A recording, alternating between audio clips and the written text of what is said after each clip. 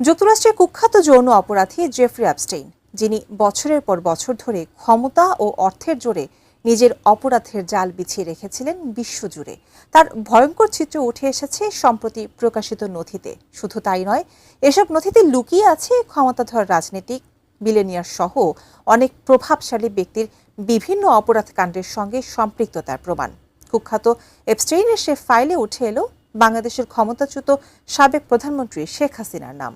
আছেন বিএনপি নেতা আব্দুল আওয়াল মিন্টু সহ আরও অনেকেই। কিন্তু অ্যাপস্টেইন নথিতে কিভাবে এলো তাদের নাম? বিস্তারিত জানাচ্ছেন এসআই রাজ। ছোট ছোট নাবালিকা শিশুদের যৌন নির্যাতন, ক্ষমতা ও গোপন আন্তর্জাতিক যোগাযোগের এক অন্ধকার অধ্যায়ের নাম অ্যাপস্টেইন ফাইলস। যুক্তরাষ্ট্রের কুখ্যাত যৌন অপরাধী জেফ্রি অ্যাপস্টেইনের সঙ্গে সম্পর্কিত বিপুল সংখ্যক নথি প্রকাশের পর বিশ্বজুড়ে নতুন করে আলোচনা শুরু হয়েছে। সম্প্রতি যুক্তরাষ্ট্রের বিচার বিভাগ প্রকাশিত এসব নথিতে পৃথিবীর বিভিন্ন প্রভাবশালী ব্যক্তি ও প্রতিষ্ঠানের নাম উঠে এসেছে। সেই তালিকায় দেখা গেছে ক্ষমতাচ্যুত সাবেক প্রধানমন্ত্রী শেখ হাসিনার নামও। এছাড়া পাওয়া গেছে বিএনপি নেতা ব্যবসায়ী আব্দুল আওয়াল মিন্টুর নাম। প্রায় 2 দশক ধরে চলেছে অ্যাপস্টেইনের অপরাধ কার্যক্রম, যার চাক্ষুষ প্রমাণ অ্যাপস্টেইন ফাইলস। নতুন এই নথিতে গত 30 জানুয়ারি যুক্তরাষ্ট্রের বিচার বিভাগের নির্দেশে নতুন অ্যাপস্টেইন ফাইলসের 30 লাখ নথি প্রকাশিত হয়।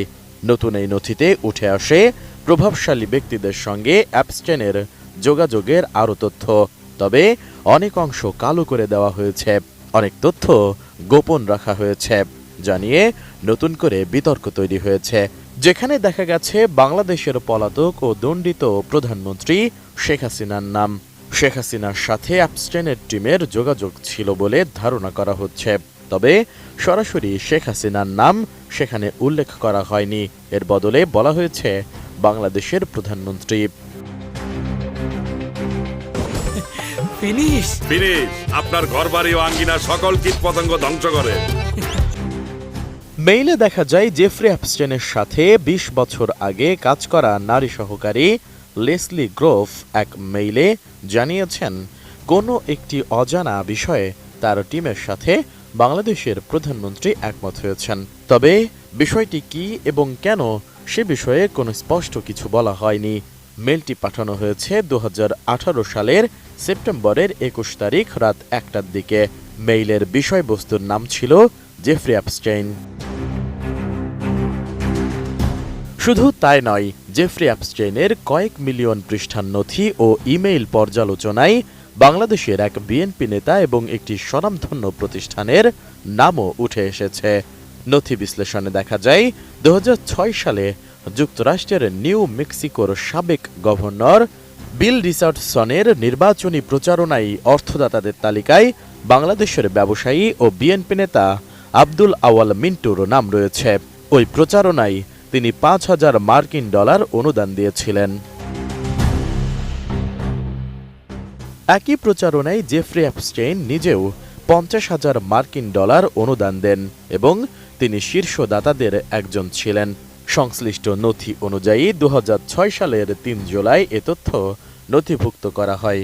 তবে মিন্টু ও অ্যাপস্টেইনের মধ্যে কোনো সরাসরি যোগাযোগের প্রমাণ পাওয়া যায়নি। আব্দুল আওয়াল মিন্টু আসন্ন ত্রয়োদশ জাতীয় সংসদ নির্বাচনে ফেনী 3 আসন থেকে বিএনপির সংসদ সদস্য প্রার্থী হিসেবে প্রতিদ্বন্দ্বিতা করছেন। এদিকে অ্যাপস্টেইনের ইমেইল এবং বিভিন্ন প্রকল্প প্রস্তাবে বাংলাদেশ ভিত্তিক আন্তর্জাতিক স্বাস্থ্য গবেষণা প্রতিষ্ঠান ICDDRB এর নামও উঠে এসেছে।